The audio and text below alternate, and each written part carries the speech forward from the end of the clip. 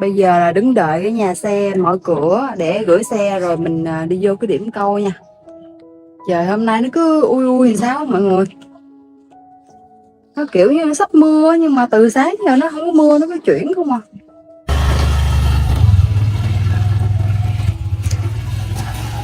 Đó mọi người thấy không? Đó đi ra tới ngoài đó đó. Xuồng với lại dụng cụ câu á thì may gửi cho bè hết rồi, không có đem về á. Nên là đi cũng khá là gọn. Chứ không thật ra là tùm lum đồ hết trơn á. Xuồng rồi dụng cụ bơm rồi máy chèo tùm lum chứ. Nhưng mà câu riết ở đây á, xong rồi may gửi ở bè Phước Thiện luôn chứ không có đem về. Giờ đi câu là chỉ có cái quẩy vỏ câu với đem mồi theo thôi. Con đường đi ra nhìn cũng đẹp chứ bộ.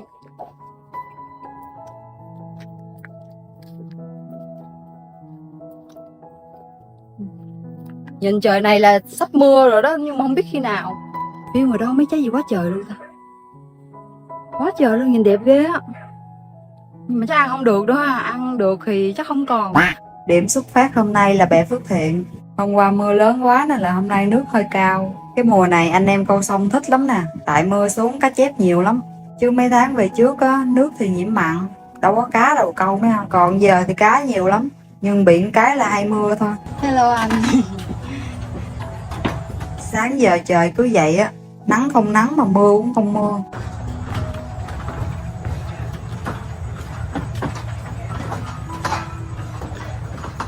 Nói chung là cận thủ mà. Đi câu nữa đó. Dạ. Đi phao á hả? Dạ. Giờ soạn cái xuồng hơi ra rồi bắt đầu bơm nha mọi người. Bơm cái này cũng nhanh, tầm khoảng 3 đến 4 phút là xong rồi. Tôi thích cái thuyền này chẳng qua là nó tiện, không có cần cắm điện vẫn bơm được. Với lại nó có chế độ hút ra nữa, bởi vậy mỗi lần câu xong gấp lại gọn lắm. Giờ trộn ngồi nha mọi người.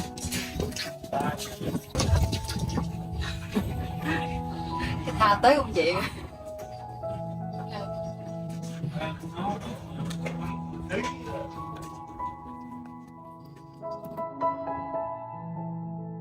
Cho một ít trứng sữa nha. Xong thì bay cho gấp đôi ở trong hồ. Này lục hương. Lục hương đem bữa câu cá chép đó nha, kiếm cá chép bự 2 kg mấy luôn. Xong rồi là cho nhiều một xíu sữa non.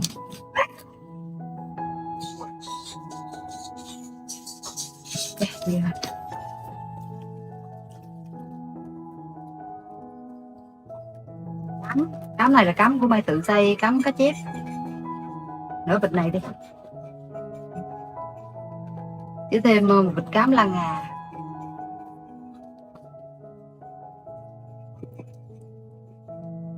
Cám này cám gì ta? Cám chuyên cá chép.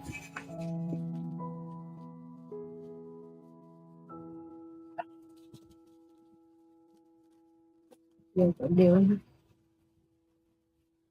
Thấy gì thôi chứ chuẩn bị mấy công đoạn này cực kỳ lâu luôn. Đem 2 cây cần câu lua đi câu luôn. Vậy chứ hả, mấy con cá lớn là nó ăn cái cần này không á mọi người.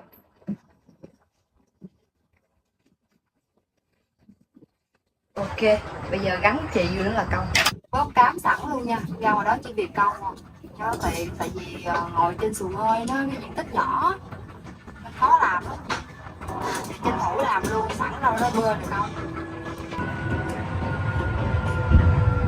Câu nhau 4 nha.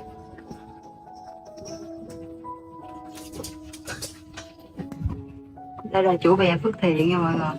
Cũng đang chuẩn bị mồi để đi câu cá tra. Thường câu cá vừa đém á, thường anh câu mồi gì? Chứ vừa đếm thì nó cũng ăn tạp lắm. Thích gì thì ăn đó thôi. Hôm bữa em câu bánh mì mà nó không ăn nha. Cám, lòng gà, đủ thứ. Tép, trùng. Ai đang chuẩn bị cám tông rồi. Nhìn thấy ghê đúng không? Chuẩn bị chinh phục nha mọi người. Nay câu thêm mồi trùng nữa nha. Trùng với cám. Tại mùa mưa nghe nói trùng nó cũng cá nó cũng ăn đó. Giờ lên thuyền thôi. Giờ chuẩn bị lên thuyền. Thứ này là không thể thiếu nha.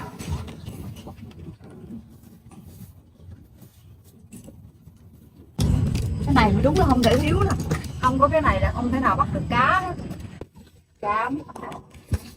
Cám với trùng nha, hay câu tới 2 loại lần, tầm mưa xuống cá nó chịu con trùng. Cái này cũng không thể thiếu nha. Nói chung là mấy cái mà đem theo là không có cái nào thiếu hết trơn, thiếu là không có được. Hai cái này tuy là không quan trọng nhưng mà cũng quan trọng nha. Quan trọng tùy tình huống. Hôm nay nhiều người câu ghê mọi người. Hôm nay thì gió không có lớn lắm, gió cũng vừa vừa, mà được cái là nước nó không có chảy á mọi người, nước nó đang đứng im á nên là coi nó dễ.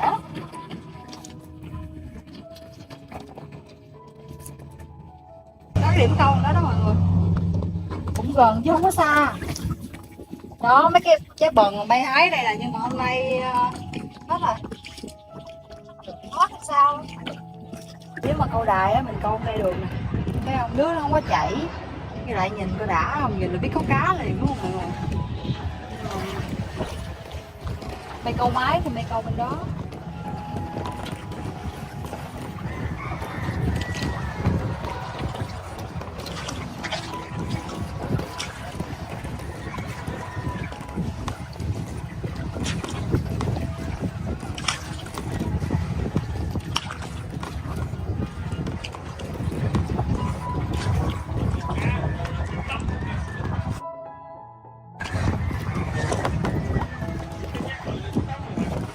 Thấy hả?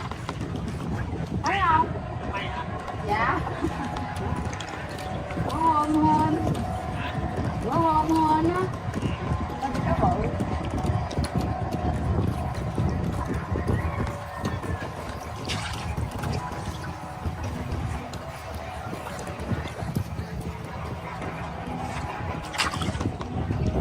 Giờ tới chỗ câu, bây giờ xuống còn câu nha mọi người.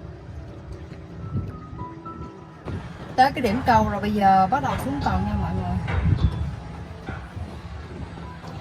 Trong đây thì cá nó nhiều á, nhưng mà quăng nó kiểu như cá nó hơi dướng á mọi người, dướng như cái bè á. Hôm qua xảy 2 con cá rõ bự luôn, không phải gọi là sảy nữa mà kiểu như nó ăn xong á, cái nó kéo mình vô mấy cái bè này nè, xong rồi dướng chung mất cả chì lẫn chài.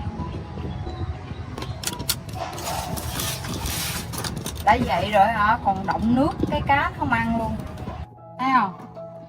Giờ cám bớt xong rồi ra ngoài đây cái nó tiện ghê chưa. Giờ chỉ cần móc vô câu đúng không mọi người.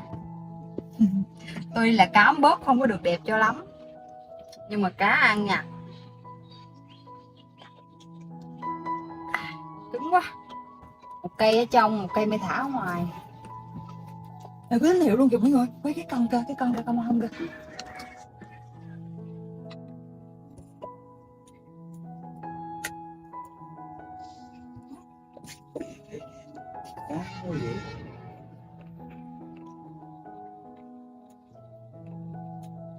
Mày mới thấy nó rỉa đó.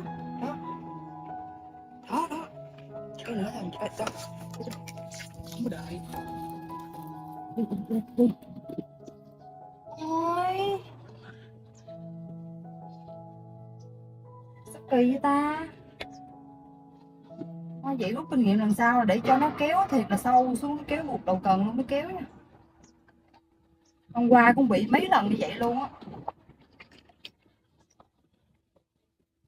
Mà kiểu như thấy nó gung đầu cần á, mình chịu không có nổi.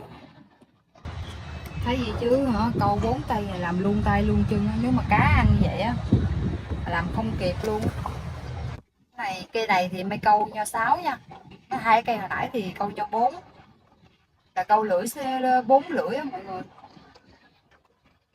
Nước chảy lắm.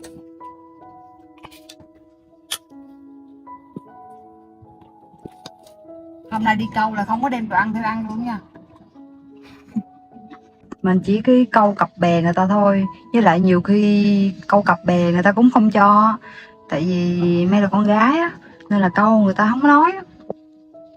Chứ cái bè nuôi cá người ta câu cặp thì nếu mà mấy người khó tính là người ta sẽ không cho mình câu đâu. Vừa ngồi ngắm cần mà mắt nhìn trong mấy con cá này không là mọi người.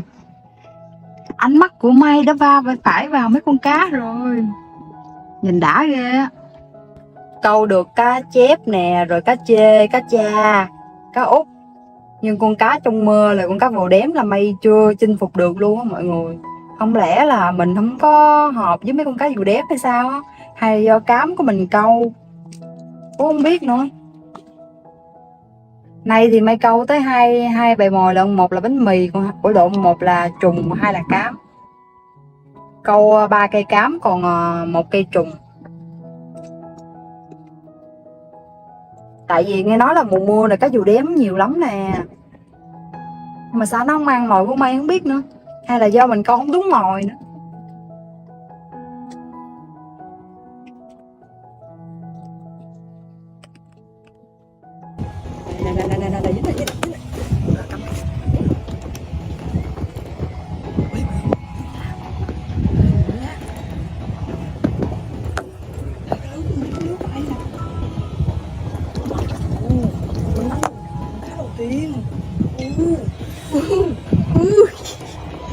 Nhưng mà đâu có được, đến đây rồi, chết rồi. Tôi chết rồi.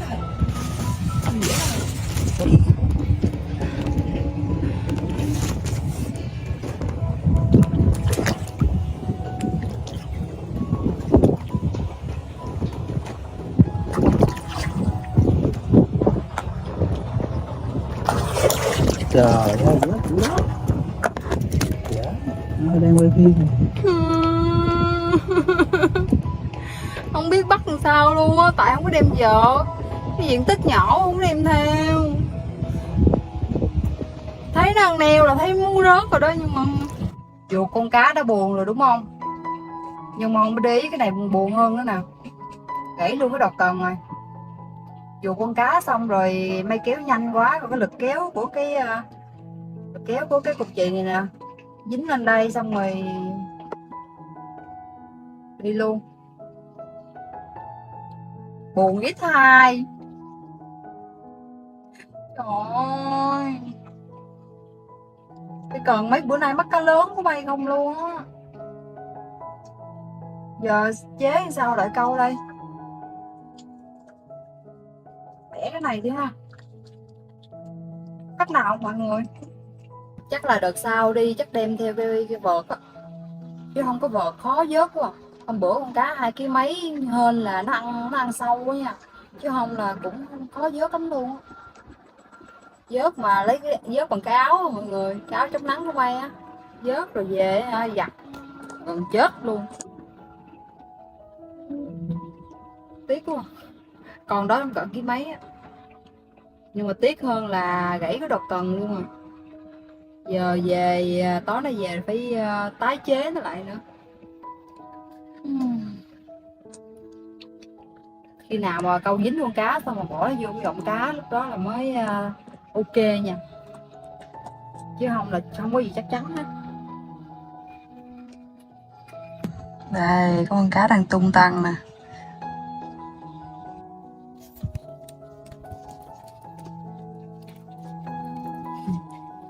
Trời đất ơi, trời đất ơi, thấy mà tao mệt.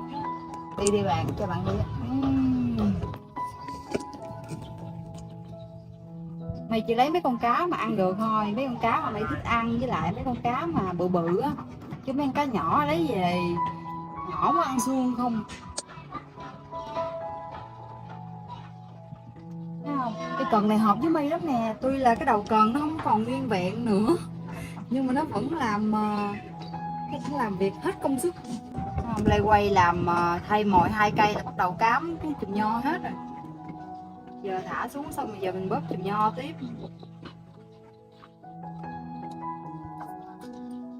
Đây, đây. Cái chỗ câu dính được con cá chép hồi nãy không xuống nữa, hay là dướng lưới rồi, để cho nó gần gần nhau để dễ quan sát đó mọi người.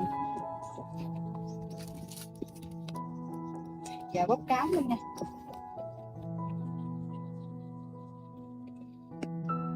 Thấy trời âm u chứ bắt đầu nắng lại rồi kìa, bắt đầu mấy đám mây màu đen nó trôi đâu tiêu. Tưởng mưa thì lại không mưa, mà không tưởng mưa thì lại mưa. Nhưng mà nước ở đây khá là chảy xiết đó, nhiều lắm được. Vui gì mà có con rụng cá chép rồi. Tiếc quá. Thôi do mình mà.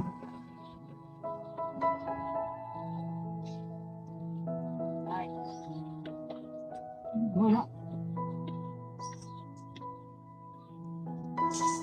Ở nhà cái cần này hợp với mày nha. Có giật.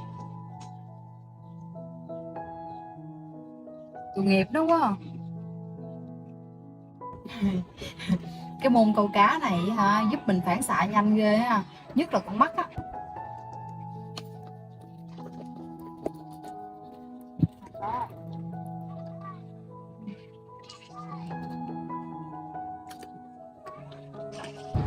Cá bự nó ăn đã lắm, nó ăn nó gục cái đầu cần luôn, nó kéo cái đầu cần xuống nước luôn chứ nó không có giật gì đâu. Mấy con cá giật vậy là một là mấy con cá xác sọc, hai là mấy con cá út.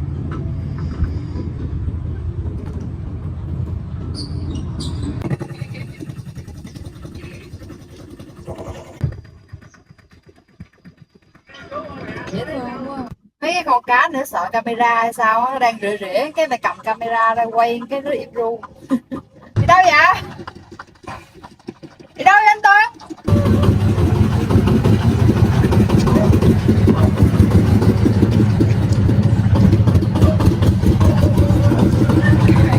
Ai đén mẹ em ra, đén chưa?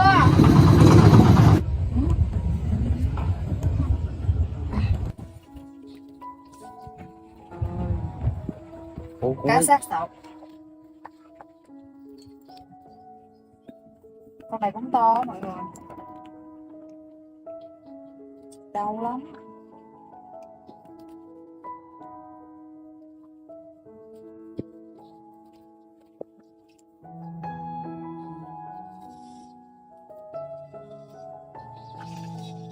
Tuy là ăn xong mà trong miệng cũng còn cám nha. Sau khi dục con cá chép là đây là con cá thứ hai May báo cá nha. Quá trời. Nói chung cá xác sọc vậy là bự rồi đó mọi người, chứ nhiều khi bự hơn cũng không có nhiều đâu. Nhưng mà thịt nó ăn cực kỳ béo luôn nha. Nhập kho. Trời hiện tại nó cứ se lạnh kiểu gì, kiểu mưa không mưa mà nắng không nắng.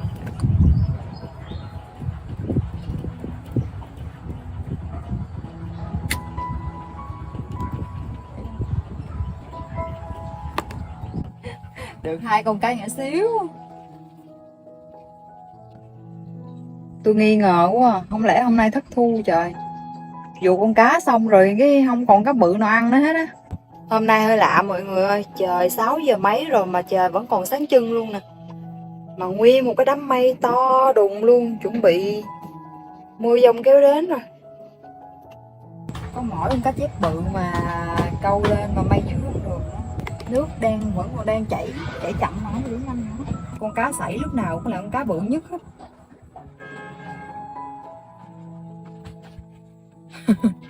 Đã vậy mà còn gãy cái đầu bu nữa chứ.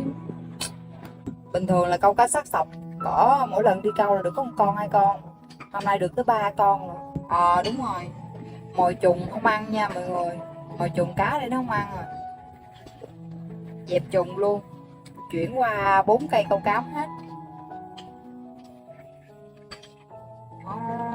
Cần màu hồng lúc nào tín hiệu vậy chứ đó. Đó.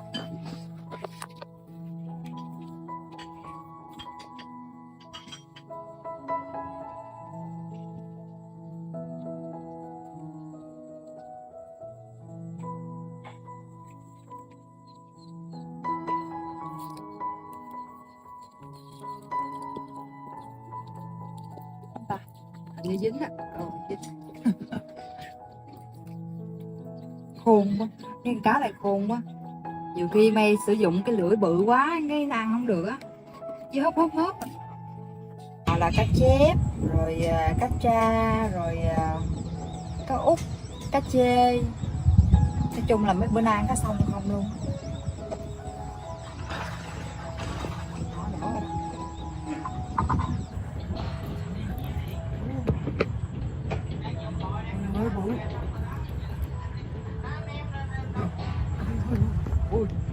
là cái cần bị gãy cái đầu rồi.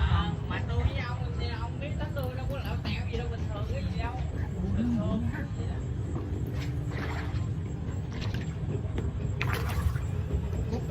Cá chép. Ok, có gì đâu.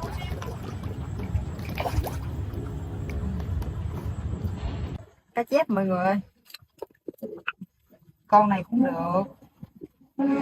Nói chung là không có to bằng cái con hồi nãy. Nhỏ gấp đôi. Con hồi nãy là to gấp đôi con này. Thôi. Đỡ hơn múm, có cảm giác là được rồi. Con này tuy là nó nhỏ nhưng mà nó kéo cũng dữ lắm. Lực kéo cũng dữ lắm. Lại là cái cần gãy độc cầm này. Lại là cái cần. Đúng là cái cây cần may mắn thiệt. Đây mày báo cái nha. Cái con hồi nãy mới bự, con hồi nãy là bự gấp đôi gấp ba con này luôn á. Nhưng thôi kệ, nhập kho. Có con nào đỡ con đó. Chứ hả, múm là quê lắm. Buồn nữa. Dưới này dở được. Ở đây thì chỉ có dướng mà chứ không có gì hết trơn. Đó, mọi người.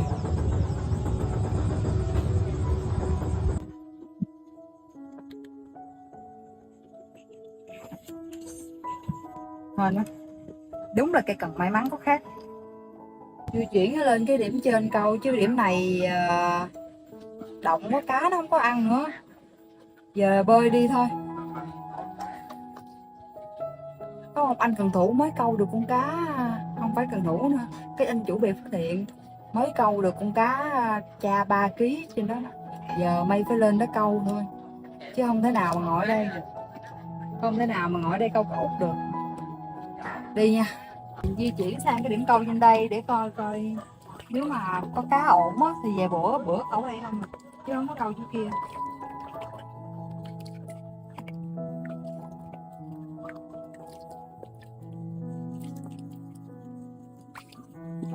Để coi kỹ mới được thôi.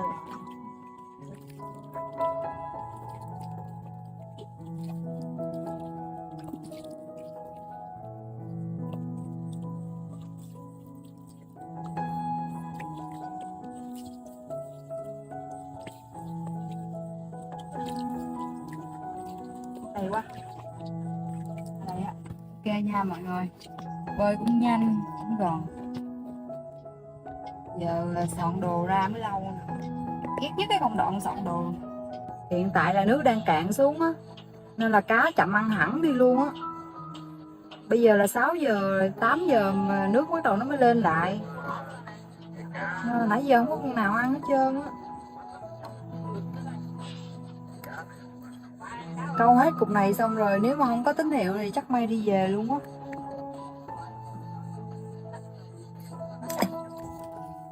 Ngày mai làm lại thôi mấy ông ơi. Hôm nay không được rồi. Được có 2-3 con gì à. Mà đứt chùm nho 3-4 chùm luôn á. Ngày mai làm lại nha. Giờ may báo cá rồi đi về.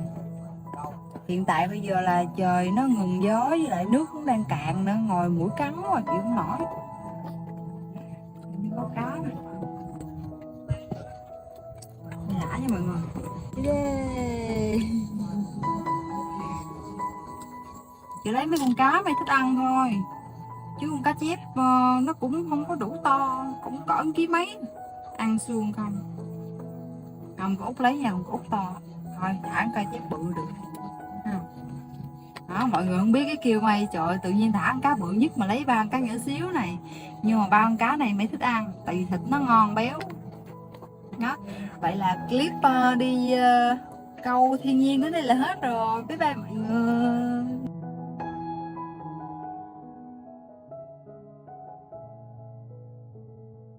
Một ngày câu đêm bất ổn trên sông Đồng Nai.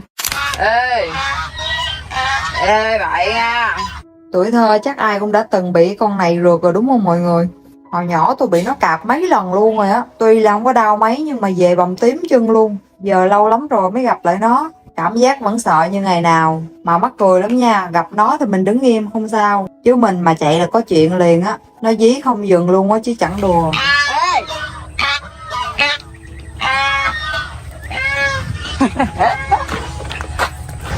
Cầu giùm anh em với nha, là thôi còn mưa đó đó. Mày thương tí đó là ngon rồi. Giờ sẽ ngồi đây bóp cám trước rồi đem ngồi đó sẵn tiện câu luôn. Nói chung lần nào cũng vậy hết trơn. Đây nãy giờ mày đã bóp xong cám rồi đây. Nhìn cũng khá là đẹp nha.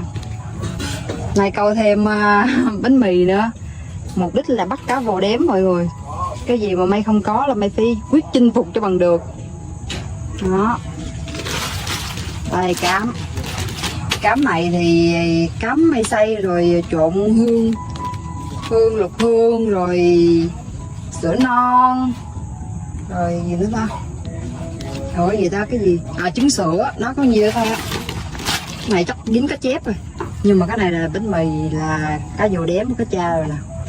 Ok nha, mọi người cùng đi câu với mấy nha. Nếu ăn cơm hả?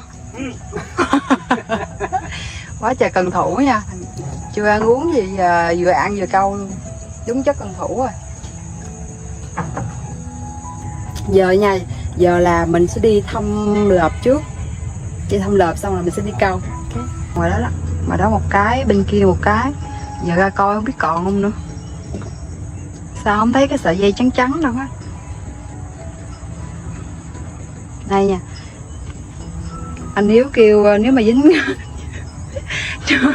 lợp lên dính con cá nào là bỏ lên lưng anh Hiếu nướng. Mọi người nhớ nha, anh Hiếu nhớ đợi em đó. Ok.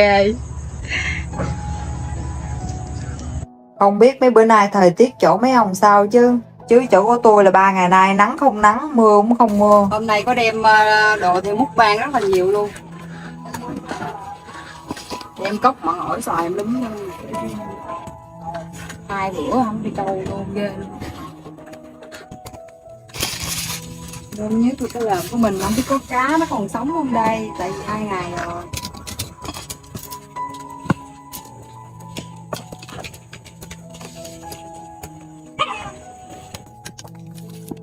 Ồ, khá là nhiều nha. Hôm nay có đem cá.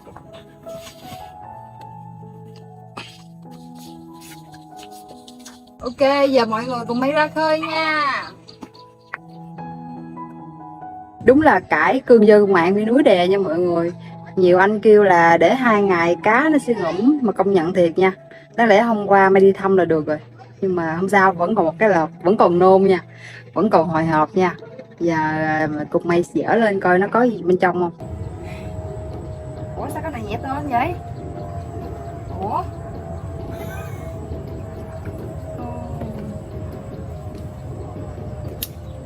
rồi, thôi đi câu mọi người, đi câu nha.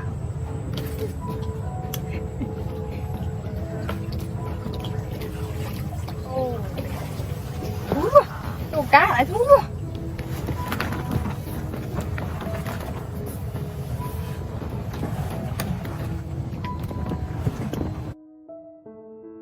Ủa trời ơi, nãy giờ để cái chèo nó quên, nó trôi tới đây luôn.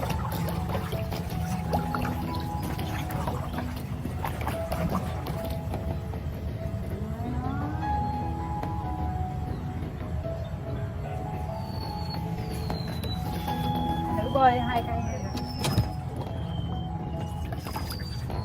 Đây không?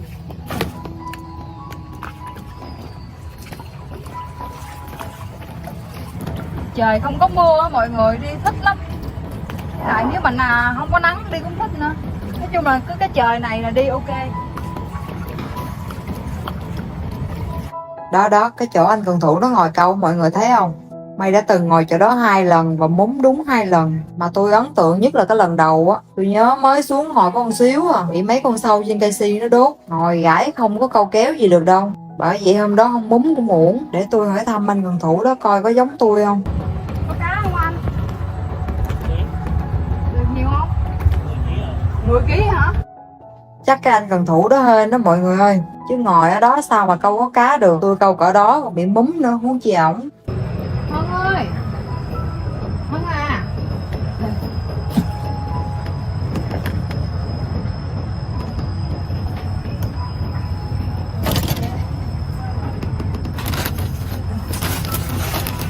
Trên đường đi có mua bánh cho bé không?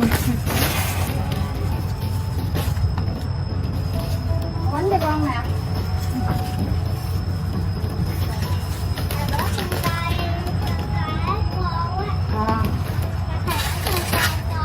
Trời đây sớm chân đẹp cái vậy. Nè cho con nè. Ủa, tay đẹp quá trời đẹp rồi. Trời ơi, nó con rồi. Quá đẹp rồi. Son môi đâu đây, không son môi. Nay mỏ hơi nhạt nha. Rồi mới thơm. Tôi đi câu đây. Cái bánh có ngon không? Dạ sao mưa không câu ạ? Dạ mưa không câu. Ồ, có bự. Đã tới cái điểm câu rồi nha mọi người. Đây. Tôi tính tới tối xíu nữa mới câu bánh mì, nhưng mà thôi câu luôn, làm biến đời quá. 2 cây câu cám, 2 cây câu bánh mì. Bánh mì mới cắt khúc nhỏ nhỏ vậy nè, móc câu. 2 cây câu cám thì câu cá chép, còn bánh mì thì chắc là vừa đếm rồi cá cha này kia thôi. Cứ ngâm đại đi, nào nó ăn, không đổi luôn nha. Mà không, có 3 cây à mọi người, nay mấy câu có 3 cây à. Tại một cái cây kia nó bị gãy cái đọt còn rồi, không có sửa được á. Cái cây còn may mắn của May luôn á. Giờ câu có 3 cây à, 1 cây câu bánh mì với 2 cây câu cám đi. Bánh mì thì chắc May làm thẻo câu, thẻo đơn á, câu cho nó nhạy. Này đi mua 4 ổ bánh mì, 2 ổ cho cá, 2 ổ cho May. Quá trời có hiếu với cá. Vậy đó mà nó còn không thương. Vậy con cá trong mơ nó còn không thương May nữa. Một cái lưỡi thì May móc 4 miếng bánh mì.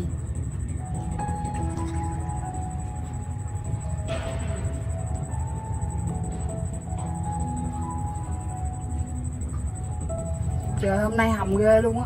Nắng không nắng, mưa không mưa, cái thời tiết này nó hầm kinh khủng.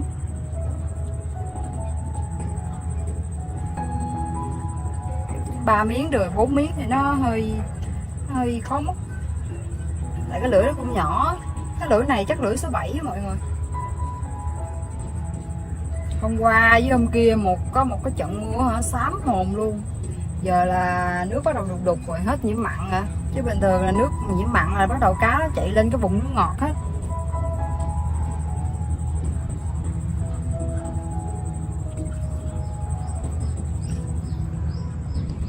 Hôm nay ngồi đây có con gì vậy?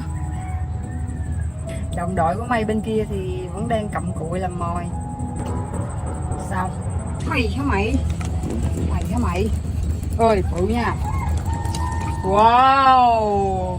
May báo con cá đầu tiên nha mọi người. Cá út. Mắc cùi lắm nha, lần nào đi vô đây câu nha. Cái cần đầu tiên, cá đầu tiên lúc nào cũng là cá út. To, xuống rộng thôi.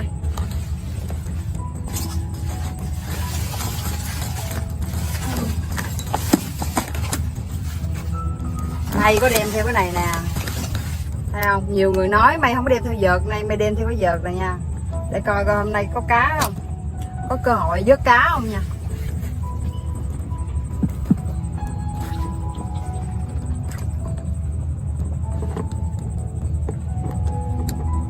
Cái sông của May câu là cái sông Đồng Nai. Nhớ hồi cái năm 2014 á, có một anh lưới thủ, anh lưới trúng một cá hô 100 mấy chục ký luôn. Mày nhớ lúc đó hả, người ta kéo đi coi gần gần luôn, trong đó có tôi nữa. Mà công nhận là bự thiệt luôn á. Xong rồi mấy năm sau cũng là một cái ông đó lại lưới dính tiếp con cá hô 60 kg. Tính ra hên ghê luôn ha. Chắc sắp tới tôi cũng phải sống một cái đi lưới thôi mấy ông ơi. Biết đâu lúc đó mày lại được lên báo là chài được con cá dò đếm mấy chục ký. Mày để ý á, cái con cá đây nó ăn toàn là ăn nho 6 không à. Ý là nho là một cái chùm 6 lưỡi á. Chứ nho 4 thì nó chậm ăn lắm luôn á. Con cá nó nhỏ xíu nó ăn xong rồi giờ vậy nè. Giờ phải ngồi gỡ. Vô mùa mưa rồi á, nên là cá ngoài sông bắt đầu nhiều hơn bình thường. May ngồi mà nó ụt quá trời ụt luôn. Nhưng mà bị cái mưa lớn quá thì không có đi được. Thà nắng thì mình còn chịu nắng được, chứ mưa Cơn mưa đầu mùa nhiều xét lắm, ghê lắm, không đi được, tiếc ghê. Mày để ý rồi, thấy người ta câu cá dụ đếm đa số là câu buổi tối không à, hình như là cá dụ đếm nó chỉ ăn buổi tối hay sao mọi người. Nay mày ở lại thêm tiếng nữa thêm 1 tiếng nữa coi sao nha.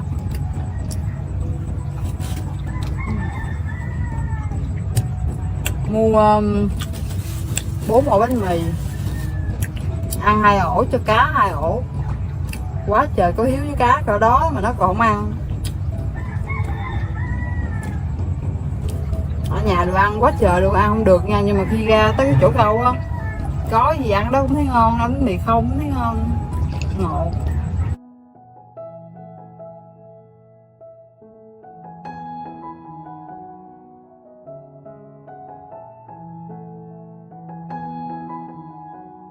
Hình như nước không có chảy là cá nó không ăn hay sao á mọi người. Tôi ngồi nãy giờ mà thấy cá quợn tuốt bên trong đó không à. Nói thiệt là nếu được vô trong đó câu đúng là thiên đường luôn á. Mấy con cá nó tụ trong đó để ăn thức ăn dư của mấy con cá trong bè á. Mà ngặt con cá là chủ bè không có cho mình vô.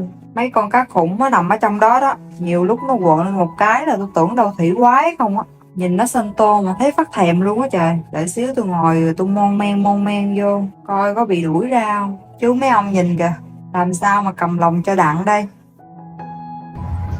Cá quợn quá trời quợn mà nó không ăn. Hôm nay nó chậm ăn ghê luôn á.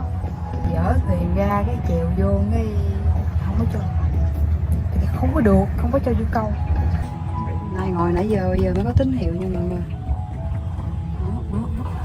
Mày Sau con cá út hồi nãy thì đây là con cá thứ hai mày báo cá nha. Cây cần câu bánh mì của tôi hồi nãy á, lên được một bé cá tra. Mà nhìn không biết phải cá cha không hay là cá dù đếm tôi cũng không biết nữa.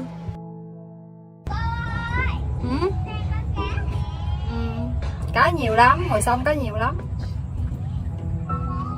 Đợi cô xíu đi. Cá hôm nay khá là chậm ăn, hay là do con nước mày đi không đúng con nước nữa. Vẫn là cái công thức cũ. Hôm bữa câu dính cá chép quá trời luôn. Nay ngồi mấy tiếng đồng hồ không thấy con chép nào đến hỏi thăm hết. Để ý mỗi lần đem theo cây vợt là câu không có cá. Mà ngày nào quên đem á thì y như rằng luôn. Ba toàn là Hugo. Ê tôi có đổ thừa quá không ta? À nha mọi người, có tín hiệu rồi.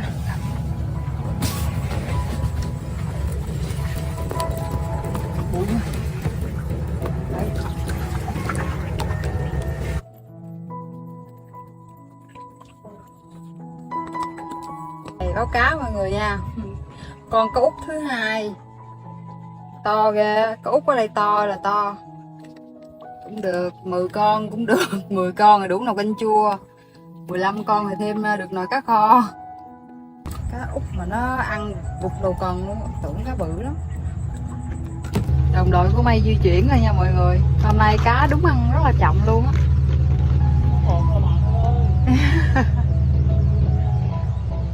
Lên được một con cá chép.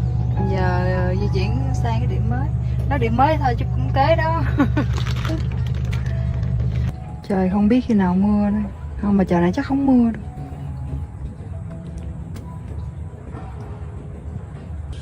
Tôi không biết mấy con cá no chưa chứ nãy giờ tôi no rồi đó.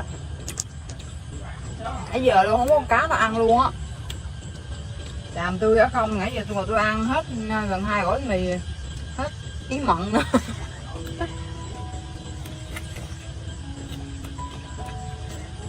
Cất công chèo ra đây câu. Mà từ sớm giờ câu được có 2 con cốt à. Thì nãy giờ ngồi trong đất liền câu không được vậy.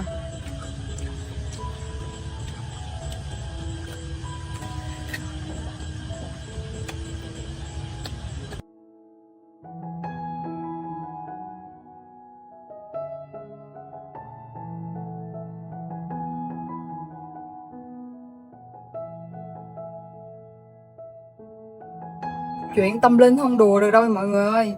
Cây cần gãy của May, cây cần may mắn á, May không có đem theo, cái tự nhiên cái này không có cá luôn, không có cá bự luôn. Ngày mai mới phải đem theo mới được. Đem theo không câu kẹp nách cũng được. Kẹp nách để lấy may mắn thôi. Chứ kiểu này không ổn rồi. Câu 3 cây mà nãy giờ có 2 con cá út thôi. Không thể nào mà cất công đi ra đây chỉ được 2 con cá út vậy được. Rồi 2 con út đi luôn hả về.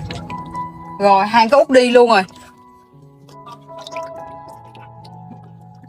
Rồi đi luôn rồi, nãy giờ không có buộc lại đi luôn rồi. À, hàng chiêu quên gà đã nó đi luôn rồi nè. Bạn ơi. Ôi vụ nha. Ê vụ nha. Có vợt. Ô có vợt. Chào. Trời ơi. Báo cá mọi người ơi. Trời ơi ngồi nãy giờ tưởng đâu rồi. Múm rồi. Mày nhớ mày hỏi ra.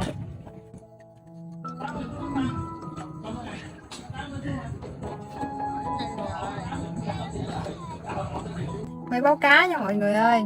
Nãy giờ được 4-5 con cá cha rồi, nhưng mà bị cái bỏ vô cái gọng cá rồi, gọng cá buộc không có chặt á, rồi mất cá rồi, mất luôn cái gọng cá luôn rồi. Giờ được 2 con tiếp thì bỏ vô cái bọc này nè. Hôm nay xui, ngay lúc đầu luôn mà không biết. Đầu thì đang bơi, cái lúc mà thăm lợp á, cái bỏ cái mái chèo trên cái lục bình nó trôi đi nó không hay, nhờ bơi tới rồi mới thấy. Còn giờ thì rớt mất cái gọng cá rồi, mà đặc biệt cái gọng cá mượn nữa chứ. Giờ 2 con cá để ở đây, không thôi là được 8-9 con rồi đó, cá cha. Nhưng mà sao hôm nay cá cha con không ta? Cá dù đếm không thấy mà cá cha con không à. Như đây thì được nồi cá kho rồi. Nhìn kỹ mới là cá cha nha, chứ nhìn sơ qua là tôi tưởng cá út không. Như đây, hôm nay đi câu xui, tiếc quá, mấy con cá cha.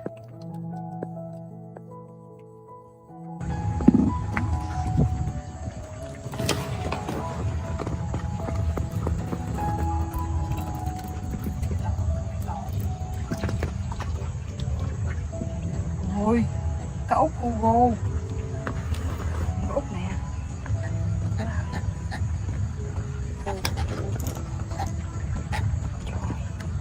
Ôi. Cá út to ghê luôn mọi người. Đây nè. Nhiều khi nó còn to hơn cá cha hồi nãy mày câu nữa. Cá út nó to. To thật. Quá to rồi.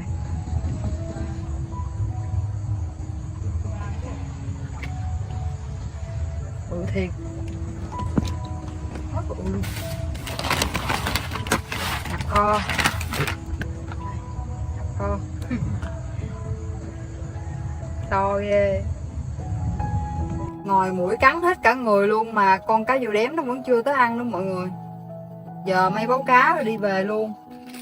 Được như đây nè. 2 con cá cha với lại 1 con cá út. Đó. Giờ làm rớt cái gọng cá của cái ông bè Phúc Thiện rồi. Giờ không biết về ăn nói với người ta làm sao nữa. Không dám về luôn á. Nói gì là nói nhưng phải về. Tao mà không về được.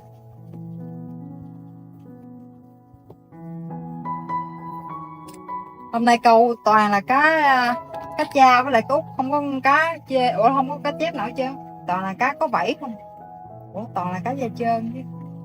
Vậy là kết thúc hành trình đi câu đêm tại sông Đồng Nai rồi. Nói chung hôm nay mất nhiều hơn là được. Giờ May chiều về thương lượng với chủ nhân của cái gọng cá mà May đã mượn. Tùng ơi. Tùng ơi. Tùng. Tôi tính đền cho ông con cá này mà ông đi đâu rồi không biết nữa. Hay là nãy ông có coi livestream của tôi, thấy tôi làm rớt cái rọng cá nên giận tôi luôn rồi.